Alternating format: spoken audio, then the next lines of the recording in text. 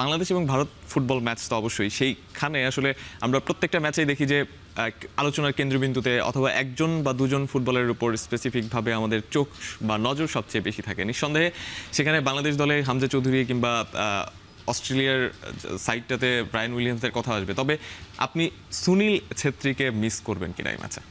না, সুনীল ছেত্রীকে মিস করবো না এই কারণে, সুনীল ছেত্রী কিন্তু এর আগেও একবার সে রিটায়ার করেছিল, সেখান থেকে নিয়ে আসছিল, নিয়ে আসার পরে কিন্তু সাফল্য পায়নি, যার জন্য সুনীল ছেত্রীকে এখানে কোনো প্রয়োজন মনে করি না আমি।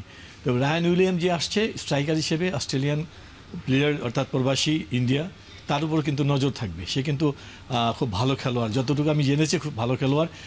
অন্যদিকে আমাদের হামজা চৌধুরীর উপরও তাদের নজর থাকবে, সুমিত সুমের উপর নজর থাকবে, ফামিদুলের উপর নজর থাকবে, আমাদের জায়ান আছে। তো তারা কিন্তু গত কয়টা ম্যাচ আমাদের দেশীয় ফুটবলারের সঙ্গে খুব খাপ খেলিয়ে খেলেছে এবং আমরা মনে করি তাদের খেলাটা আমাদের কাছে খুব ভালো লেগেছে। তো যার জন্য এই কয়জনের উপর চোখ থাকবে দুই দলেরই। হামজা চৌধুরী বাংলাদেশে জাতীয় দলের জার্সি গায়ে জড়ানোর পরে 6 ম্যাচে 4টা গোল করেছেন এবং সেই 4টা গোলে হয়তোবা 2টো ম্যাচ আমরা জিতেও যেতে পারতাম। সেই একটু আগে বিতুল মার্মার কথা বলছিলাম যে গোলরক্ষক বা আমাদের ডিফেন্সিভ ফুটবলার যারা রয়েছেন তাদের কারণে হয়তোবা আমরা সেই জয়গুলো ধরে রাখতে পারিনি, যে কারণেই হোক। তবে হামজা চৌধুরীর পারফরমেন্সটা আমরা একটু দেখে আসতে চাই, যে players to watch definitely Hamza Chowdhury Bangladesh defending midfielder, control, play making, মানে মাঠের সব জায়গাতেই হামজা চৌধুরীকে নিয়ে একটু বিশ্লেষণ করুন প্লিজ। হামজা চৌধুরী রিয়েলি মানে সুপারস্টার বাংলাদেশে, অর্থাৎ ইংলিশ প্রিমিয়ার লিগের খেলোয়াড়, একজন নিয়মিত খেলোয়াড়। তার খেলা অবশ্যই ভালো লাগবে সবার। আর বিশেষ করে সে এখানে মিডফিল্ড খেলে, কখন স্টপার খেলছে, কখন রাইট ব্যাক খেলেছে, এবং সে কিন্তু 4টা গোল করেছে, একজন মিডফিল্ডার হয়ে, একজন ডিফেন্স হয়ে, স্ট্রাইকিংয়ের পজিশনে কাজগুলি সে করছে। তার কাছ থেকে কিন্তু মানুষের প্রত্যাশা যা ছিল সে কিন্তু ইতিমধ্যে পূরণ করে ফেলেছে। আপনি স্ট্রাইকিং পজিশনের কথা বলছিলেন, মিডফিল্ডার হয়ে বা ডিফেন্সিভ মিডফিল্ডার হয়ে অথবা প্লে মেকিংয়ের রোলে তিনি আসছেন, বেশ কয়েকটা রোলে তাকে খেলতে হচ্ছে। তার খেলোয়াড়ের প্রকৃতি বা ন্যাচারই হামজা চৌধুরীর এমন, লেস্টার সিটির হয়েও তাকে বিভিন্ন সময় আমরা বিভিন্ন পজিশনে খেলতে দেখেছি। কিন্তু এটা কি আসলে বাংলাদেশের ফরওয়ার্ডের যেই দুর্বলতা সেটা কি দৃষ্টিকটুভাবে তুলে ধরে কিনা?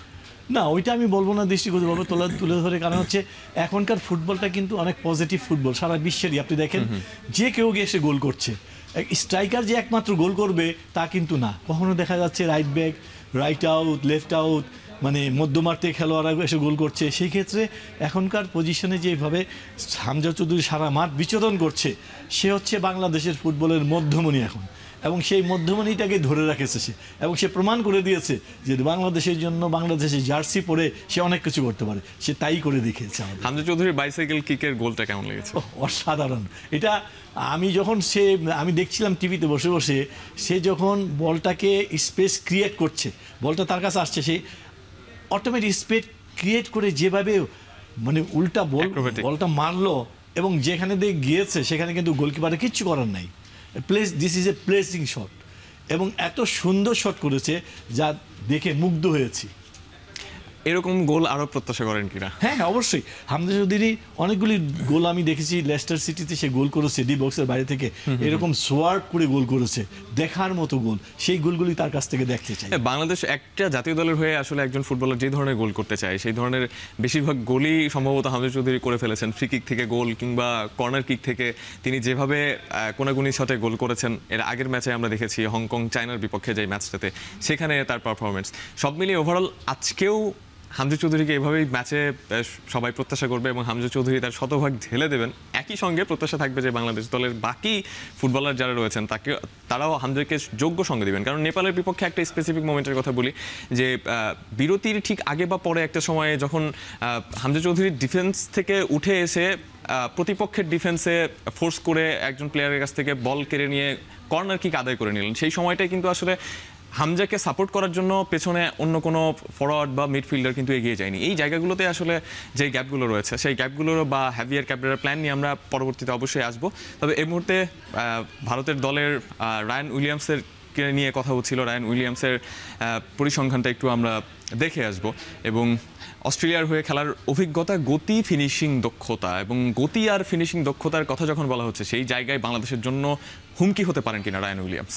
অবশ্যই হুমকি হবে, কারণ হচ্ছে যেভাবে বলছে গতি, ফিনিশিং, দক্ষতা, তার সব কিছুই আছে। একটা স্ট্রাইকারের যতগুলো গুণ থাকা দরকার সব কিছু তার ভিতরে আছে। তাকে ম্যান টু ম্যান মার্কিং করে খেলতে হবে, অর্থাৎ তাকে কোনোভাবেই স্পেস দেওয়া যাবে না। স্পেস যদি দেওয়া হয়, সে কিন্তু বল থ্রো পেরে যেভাবে দৌড়ে যাবে গোল করার নেশায়, আমি মনে করি তাকে আটকানো যাবে না। সেই আটকাতে হলে তাকে ম্যান টু ম্যান মার্কিং করতে হবে, কোনো মতেই তাকে ছাড়া যাবে না, এবং ছাড়লেই বিপদ হবে সেই চিন্তাটা মাথায় নিয়েই ডিফেন্ডারদের খেলতে হবে আজকে। মানে একটা ছোট্ট ভুল কিন্তু ম্যাচের গতি প্রকৃতি পাল্টে দিতে পারে, সুযোগ ক্রিয়েট করতে পারেন রায়ান উইলিয়ামস। সেই মানে পরীক্ষাটা আসলে খুব বেশি চ্যালেঞ্জিং বাংলাদেশের ডিফেন্সের জন্য। অবশ্যই একটা বিরাট পরীক্ষা হবে আজকে, কারণ রায়ান উইলিয়াম যতটুকু আমি শুনেছি, তাদের পত্রপত্রিকায় দেখেছি, তাদের ওয়েবসাইটে দেখেছি, যে রায়ান উইলিয়াম একটা রয়্যাল স্ট্রাইকার নাম্বার 9, যেটাকে বলি আমরা গোল গেটার। সেই গোলের জন্য, গোলের ক্ষুধা তার ভিতরে আছে, গোলের জন্য পাগল হয়ে যাবে মাঠে আজকে। তো তাকে ধরে রাখার জন্য আমাদের যা যা করণীয় আছে, আমার মনে হয় তারা কাজ করছে, হ্যাভিয়ার ক্যাপরা, যে কিভাবে তাকে আটকানো যায়, কিভাবে তাকে মানে গোল না করতে দেওয়া যায়, সেই লক্ষ্য নিয়ে কাজ করেছে। আমি বিশ্বাস করি আমাদের খেলোয়াড় যারা আছে, তপু বর্মন আছে, তারেক কাজী আছে, তারা যদি সঠিকভাবে তাদের দায়িত্ব পালন করে, তাহলে তাকে আটকাতে পারবে। বাংলাদেশের ফুটবলের প্রসঙ্গ যখনই আসে বারবার, তখন প্রধান সমস্যার কথা যদি বলা হয়, তাহলে গোল সমস্যাটা আসে। আপনারা একটা সময় দীর্ঘদিন ধরে বাংলাদেশ দলের প্রতিনিধিত্ব করেছেন, গোল দিয়েছেন, উৎসবে মাতিয়েছেন, কিন্তু দেশীয় ফুটবলারদের কাছ থেকে সেভাবে স্ট্রাইকার এখনও আমরা ওরকম পাইনি। নাম্বার 9-এর কথা যদি আপনি বলেন, কিংবা যদি একেবারেই শুধু স্ট্রাইকারের কথা বলেন, সেই রোলগুলোতে আসলে কখনো কখনো রাকিব কিংবা ফয়সালরা আমাদের সেই প্রত্যাশা মিটিয়েছেন, তবে ওই প্রত্যাশা বাড়িয়ে দিয়ে আবার পরবর্তী কয়েক ম্যাচে তাদেরকে কিন্তু সেভাবে খুঁজে পাওয়া যায়নি। এটা কি আসলে বাংলাদেশেও সেরকম কোনো ফুটবল একাডেমি নেই, বা মানে বয়সভিত্তিক পর্যায় থেকে মানে ফুটবল উঠে আসার যে প্রক্রিয়াটা, সেই প্রক্রিয়াটা নিয়ে আসলে বাফুফের কাজ করা আছে কিনা? কারণ মানে অ্যাকচুয়ালি আপনি যদি ম্যাচ জিতে যান, তাহলে তো আপনার ফুটবল মানে গোল করতেই হবে। ফুটবল হচ্ছে গোলের খেলা, আর আমি যদি সেই গোলই না করতে পারি, সেই খেলোয়াড়ই যদি না পাই, তাহলে আমি জিতবো কীভাবে? সেই ক্ষেত্রে বাফুফেকে অবশ্যই এদিকে নজর দিতে হবে। অর্থাৎ এখন দেখা যাচ্ছে যে আমাদের ফরেন প্লেয়ার 4-5 করে আসছে, প্রত্যেকটা দল চায় তাদের দলকে জিতানোর জন্য, সেক্ষেত্রে তা প্রত্যেকটা দলই নিয়ে আসে স্ট্রাইকার পজিশনে খেলোয়াড় নিয়ে আসে, যার জন্য লোকাল খেলোয়াড়রা কোনোভাবে ওই জায়গায় ঢুকতে পারছে না। তো আমার কথা হচ্ছে লোকাল খেলোয়াড়দের উদ্দেশ্যে, তোমরা চেষ্টা করো, ফাইট করো, তাদেরকে বিট করে তোমরা নিজের দলে এসে পরবর্তী পর্যায়ে জাতীয় দলে এসো। তোমরা যদি নিজেদেরকে নিজের উপর আস্থা না রাখতে পারো, তাহলে কিন্তু স্ট্রাইকার গড়ে উঠবে না।